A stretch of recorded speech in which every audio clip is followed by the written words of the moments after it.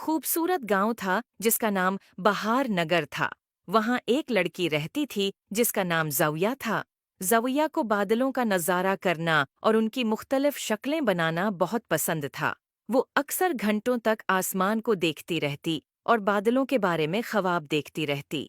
एक दिन ज़ाविया अपने घर के करीब एक घने दरख्त के नीचे बैठी थी और आसमान पर नजर डाल रही थी। अचानक उसने देखा कि एक बादल बाकी बादलों से कुछ मुख्तलिफ है। वो बादल सफेद नहीं था बल्कि नीला था और उस पर एक मुस्कुराता हुआ चेहरा दिखाई दे रहा था।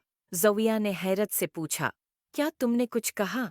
बादल ने हल्की सी आवाज में जवाब दिया, हाँ, मैंने कहा, मेरा नाम नैलो है और मैं बात कर सकता हूँ। ज़ाविया ने हैरानी से पूछा, तुम बरसते हो?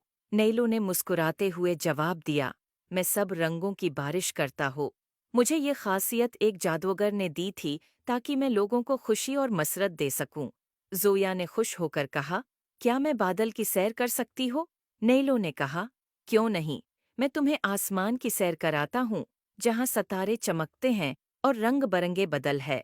नेलो ने ज़ोया को बदल पे बैठा या और आसमान में उड़ने लगा। ज़ोया ने नीचे जमीन की तरफ हैरत से देखा। ज़ोया बहुत खुश थी। आसमान में एक ऐसी जगह थी जहां बदल सोने से बने होते थे और वो एक जादुई रक्स करते थे।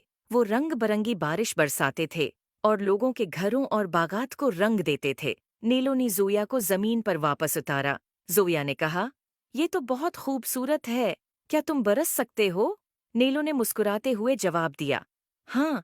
देखते ही देखते बारिश बरसने लगी और हर जगह रंगीन हो गई। ज़ोया बहुत खुश थी। ज़ोया ने बादल का शुक्रिया अदा किया।